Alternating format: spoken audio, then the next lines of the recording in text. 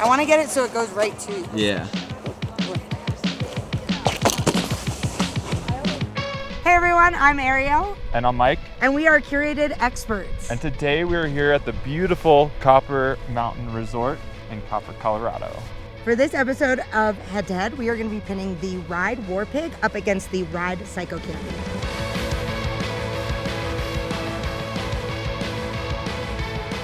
We're going to be putting them to the test in 3 categories: carving, freestyle, and freeride. And we're going to figure out which one best suits you. Just so you know, we are not sponsored by any brands. And all of these reviews are unbiased. Now let's get to it. The Ride Warpig is an all-mountain freeride board with a directional shape and medium flex. It features a tapered directional rocker profile.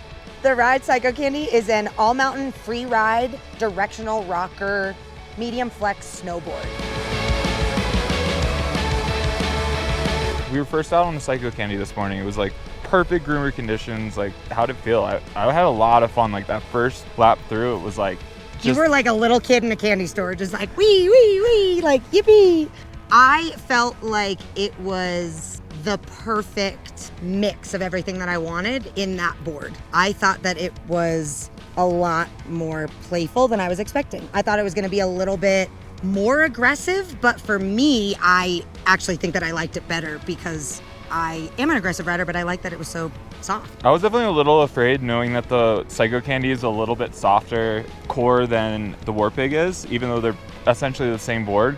I was afraid that like I was gonna get a lot of washout, like putting it up on edge, but it's super, super nimble edge to edge. And it really locks into on a good carve. And I think that's because it's not as wide. When there's a little bit of chop, like especially at much higher speeds, the Warpig's definitely a lot damper and definitely holds that edge. When the terrain starts to get a lot steeper and you're picking up speed really fast, both boards pick up a ton of speed really quickly. So it was honestly a lot of fun even filming because you weren't trying to catch up all the time. You could kind of keep pace. But once the Warpig is up on edge, it wants to rail turns. I felt like the Warpig could get up on that carve and lock it in. However, for me, because the Warpig was a little bit wider, it was harder to get up on that edge. But then this one, I definitely didn't feel as locked in, but because it was a little bit narrower, it was easier for me to get up in there. And I will say it was really surprising that it is a rocker profile, so it's flat between the feet and then into rocker. Like traditionally, I find boards like that, they get really washy, almost get that very surfy. Yes, and while you could make those more surfy turns, both boards really, really carved well. I'll be honest, if you didn't know what this profile was, I don't know if you'd be able to tell it was rocker. I'm curious, it might be because it has the biradial side cut, so that allows it to hold that edge a little bit better, and it also helps with that turn initiation in. Yeah. The Psychocandy, for carving and just turns, I do think it was more maneuverable. Like it was easier to turn. The Warpig is it's more aggressive in my opinion. So for me personally, it was a little bit harder to like get it around. But then, like I said, once you were in, it was just like, wink. Yeah, I mean, both boards turn extremely well and carve extremely well and hold the edge extremely well. But I will say the one part where I think both of them are kind of lacking a little bit is turning switch. So the board, because of the shape, like with that directional shape there, as soon as you pop that around switch and you get it up on edge, it'll carve at low speed pretty well. But as soon as you start to pick up a little bit of speed, all this new tail that you have, it gets a little scary. The Warpig switch, this one wins for sure. Riding switch on the Warpig versus riding switch on the Psychocandy, but I think you look more badass when you ride switch on the Psychocandy. And when you're this size, I was like, should I turn the camera off? I'm not sure. I don't know. Okay, so for carving, drum roll please. Da, da, da, da, da, I think the Warpig wins. And I'm gonna have to agree with that. As fun as the Psychocandy was carving, just that additional bit of stiffness and dampness really allowed that Warpig to lock in on those turns and also eat some of that chop up. There was a couple times when I really got the Psychocandy up high on edge and it hit a little chop and it kind of started to skip, and that was not present at all on the Warpig. You are definitely home in the whole freestyle department. So for me, freestyle is definitely out of my comfort zone. So I actually think I can like talk a little bit to this because getting on the Psychocandy, because I had a little bit more experience on it, I was like, oh, it's a little bit more playful, it's a little softer, it's a little lighter. I might like it a little bit more. But then all of a sudden I was able to press better on the Warpig. I did a nice tripod on the Warpig, which I was not able to do on the Psychocandy for some weird reason. I thought the Warpig was way poppier, but overall, like, playfulness, like, without being in a park, I would still say I think the Psychocandy is a little bit more playful, but that's just because I think overall it's a little bit less aggressive. I mean, I agree with you on that. There's a ton of pop in the Warpig, and there's tons of stability. So if I was taking that in like a really big jumping scenario, or even like if we were like jumping into fresh snow or big drops, that extra stability on the Warpig would be really crucial and really nice. But the Psychocandy it's just plain fun. Like, you can press it, you can butter it. There's still a ton of pop. So when you see side hits, things like that, you can get up in the air. Like, I think that first run, I'll lead off that first little roller, and I was like, whoa, okay. That's what we're doing. That said, this is very playful, pressable.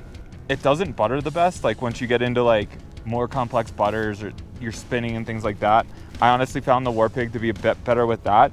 But overall, they're pretty comparable. I think, like, if you're looking for something that's like super stable and landing, and you're more jumping, the Warpig is it. But I think honestly, with the Psychocandy, if you're just out there to have a fun time, make as many turns, jump off everything, weave in and out. But I think, like, overall, my pick, honestly, if I were to just have something to play on, I think honestly the Psychocandy. No matter what, I did think that board is softer. I was a little bit more confident being playful, but this one, I don't know, this one just like, it wanted to bend and it wanted to press and it wanted to spin around and I don't know. I'm going Warpig. Warpig.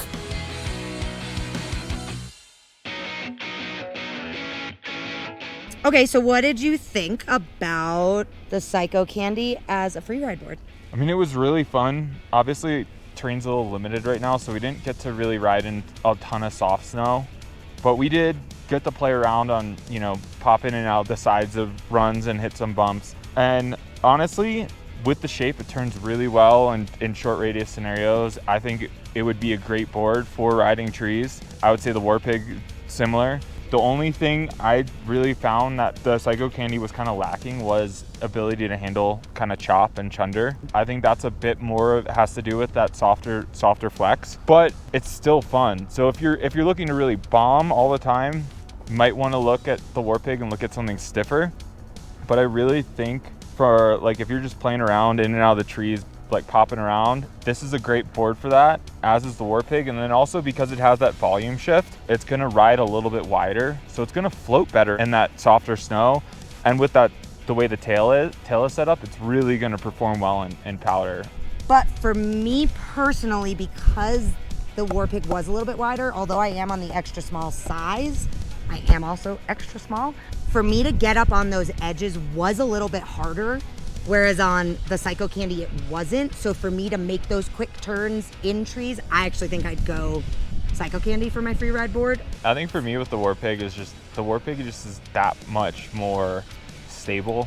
And popping in and out of like the bumps and stuff, it just has so much pop, and then it's stable too. So even like when you get a little bit out of control or your balance is a little bit off, you can rely on that thing to kind of have your back. Yeah, the Warpig was a little bit more dependable. I definitely think I got just sendier in general, and it was because you knew it was going to catch you.